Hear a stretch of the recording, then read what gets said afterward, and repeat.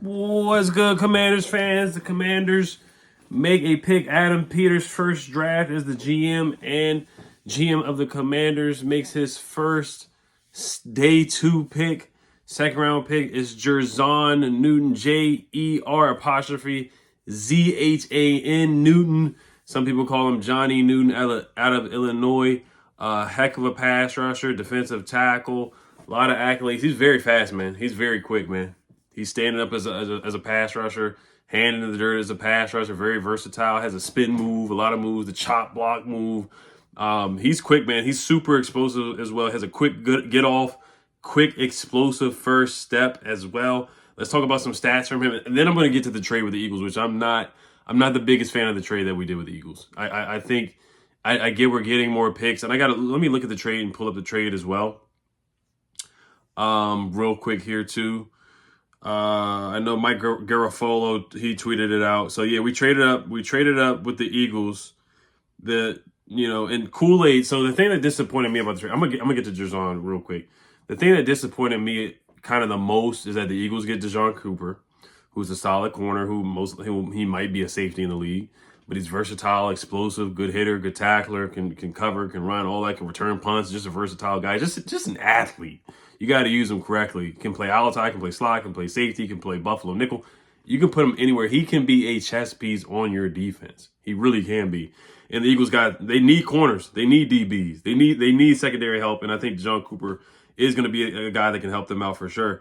So the Eagles get our 40th pick. They get our 78th pick, which is a third round pick, and they get our 5th round pick. Now, what I don't like either is that I think A.D. Mitchell is going to be gone by the time we pick again at 50th. I think he's going to be gone. We have the 53rd pick. We get the 53rd pick from the Eagles, so 2 second-round picks, and then we get a 5th round pick, 161st in the draft in the 5th round. So the reason why I don't like it is because you miss out on Kool-Aid, you miss out on Deshaun, and you probably miss out on A.D. Mitchell. So the corners after Kool-Aid and Jer'Zhan, honestly, like they're okay, they're solid. But I just think Kool-Aid for the value in the second round, who was supposed to be a first round corner. Same thing with Jer'Zhan. Both these guys were supposed to be first round corners. They're gone. They're off the board. And then you kind of help an NFC East foe there and help them get Deshaun Cooper. So it is what it is on that part. I see why Adam did it, because you get more second round picks, and the value of getting a tackle at that spot kind of wasn't great. So I understand that move, but if we miss out on A.D. Mitchell, I will be disappointed. So I think the 50th pick is about to actually happen right now. So I'll make a separate video about that. But I do want to talk about Jer'Zhan. Jer'Zhan had 102 pressures, which leads. No, they're at pick 44 right now. So the Raiders just got Jackson Powers Johnson, center out of Oregon. They could have got him too, man. He can play guard too. He's a versatile, but he plays center. So we already got Tyler Biadasz. So I know we weren't going to get him. But let's talk about Jer'Zhan here. 102 pressures, which leads all defensive tackles in college football over the past 2 seasons. Has a lot of pass rush moves to cross chop, swipe, swim, and has quick. He's very quick with his hands. Has short area agility. Has a nice bull rush as well. Explosive first step. He has a pass rush plan. A lot of guys just have one move, one trick ponies, bull rush or whatever, or a speed rush. This guy has counter moves. It's not just like he has a plan. He has a pass rushing plan where he counters to what the offensive lineman is doing. Like, if they're going low, he has a move for everything. It's kind of like playing basketball. He has a crossover move, double cross in between the legs, behind the back. Like, he has a move for every move the offensive line is trying. And then a lot of teams doubled him, they chipped him, they slid their protection to him as well, because he was great for consecutive years. He was a three-tech defensive lineman. You see him standing up as a pass rusher. Now, of course, we already have John Allen. We already have Daron Payne. Darian Mathis just hasn't really done much over the past 2 years. Hasn't been able to stay healthy. So let's see if he even makes the roster. A lot of people are speculating that one of our top DTs will get traded, like John Allen, Daron Payne. I highly doubt that. Now, Johnny Newton also is coming off of an injury. But even with the injury last year, I'm going to tell you guys some stats. Even with the injury, like he was balling with the injury. Even with the injury, he was balling. In the second half of the season, one of 5 Power 5 defensive tackles with 75+ run defense and pass rush grades. 5 sacks, tied for 4th in the Power 5 conferences. 19 pressures, which was tied 8th in Power 5 in the Power 5 conferences, and that was all with a Jones fracture in his foot as well. And he dropped out of the first round. I do want to pull up some of his accolades as well, because I know he was like All-American, first team All Big Ten, defensive Big Ten Player of the Year. Like, this guy racked up accolades and certainly deserved it over the years. A bunch of pressures, a bunch of sacks, a great pass rusher as well. Let's pull up the stats here. But man, like we needed some juice. Like, we already got juice with Jer'Zhan Payne and John Allen getting to the pass rusher. But there's times where these guys, they get tired. Like, Ron Rivera had John Allen, Jer'Zhan Payne playing so many snaps, and you don't really have to do that now with Jer'Zhan Newton. If you do keep Fedarian Mathis, you got what's the guy's name? John Ridgeway as well. You have a great rotation where guys aren't tired and guys are getting to the pass rusher. The worst pressure that a quarterback can experience is interior pressure. You got Jer'Zhan Newton getting pressure on the quarterback, Jer'Zhan Payne, John Allen. It's going to be long days for Jalen Hurts and guys like that, and Dak Prescott and Daniel Jones getting pressure on the quarterback in the NFC East. One-time All-American and 2023 Big Ten Defensive Player of the Year as well. Has 7.5 sacks this past season, 5.5 sacks in 2022, 3.5 sacks in 2021, and 1.5 sacks in 2020. He is a TFL guy. 8.5 tackles for loss in 2023, and then 14 tackles for loss in 2022. 16 total tackles in 2022, and then 52 total tackles in 2023 as well. He had a 91.8 PFF grade since 2022, second among Power 5 defensive tackles as well.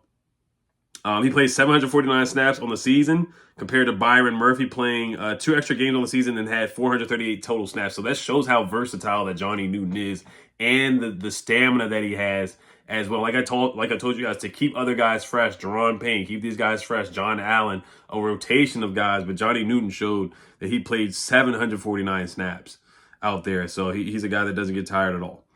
Like I said, recovering from the Jones fracture as well. Gets off block. This is from Chris Sims. He tweeted that Johnny Newton is strong as heck. Gets off blocks really well. Has unusual bend as a pass rusher for a 304 pound man. And gotta play the Eagles twice a year. Let me see if there's any notes. Daniel Jeremiah wrote, Newton is a slightly undersized defensive tackle with quick and powerful hands as a pass rusher. He has shock in his midst to Joe blockers. He mixes up his moves to generate sacks and pressures, routinely employing a violent club swim and quick swipe maneuver. He also incorporates a Houdini-like move where he sticks his hands out and gets offensive tackles to lunge at it before pulling it away and clearing the block. He isn't a loose, nimble rusher due to some hip tightness against the run, generates knockback at the point of attack, and gives effort to chase plays down the line. Overall, Newton lacks ideal lower body flexibility, but he's a very skilled rusher and holds up versus the run. So should they have taken an offensive tackle instead? Should they have taken a corner instead? All those arguments have some validity to them. I get the value of the offensive tackles. I know the guy out of BYU, so I'm probably butchering his last name, Patrick Paul, guys like that. People are going to say that they just aren't good enough to be taken that high. And then that value, he probably was the best guy on the board. It's just like it's not totally a position of need. Adam Peters went with talent with Jer'Zhan Newton instead of going with a position of need. Personally, I was going to go with A.D. Mitchell. For me, it was either Kool-Aid or A.D. Mitchell at pick 36, and then at pick 40, you could have did Kool-Aid and A.D. That's just my opinion. That's what I would have did, or I would have did Maatila out of BYU. I would have did 36 A.D. Mitchell out of Texas, and then 40 Mahatuya from BYU. That would have been my order. That would have been my pecking order, 36 and 40. DeJohn Cooper, I think he's going to be a good player. Hate to see him go to the Eagles and kind of help them out a little bit, but it is what it is on that. I trust Adam Peters. I trust what he's cooking up. Let's see if he really is cooking. And like I said, if we miss out on A.D. Mitchell, I will be very, very disappointed. Ladd McConkey went right before his two. So I am disappointed we're missing out on him. But there's some good talented wide receivers. Like Jermaine Burton is really good. Keon Coleman did get drafted. Jalen Poole got drafted as well. So a couple guys did go. Like Malachi Corley still available. There's a couple wide receivers that are still available out there that we can definitely get. But I would love to get Jermaine Burton from Alabama at pick 50. Well, not pick 50. We got to get a lineman. We got to get a tackle at one of those picks. So let's look at the picks that we have again. Pick 50 and pick 53 and 161 are the 3 picks that we have coming up, that we got from the Eagles. So I think it's solid. If I have to give it a grade, I'm not going to give it an A. I'm not gonna give it an A, but I give it like a B plus for the Jer'Zhan Newton move, and then the trade I have to wait and see, man. Because if we miss out on AD Mitchell, the Giants are at 47. They're gonna make their pick. They might get a wide receiver. We'll see. And then there's some tight ends that are still available, like Sanders, Jatavion Sanders is still available. You might fool around and get him in the third round. Honestly, we'll see what happens with that. But yeah, I mean, we'll see what happens with these picks. Like I said, I'm not the biggest fan of the trade, but let's wait and see. And I'm gonna sit back and let Adam do his thing. All right, you guys, help the Commanders. Peace.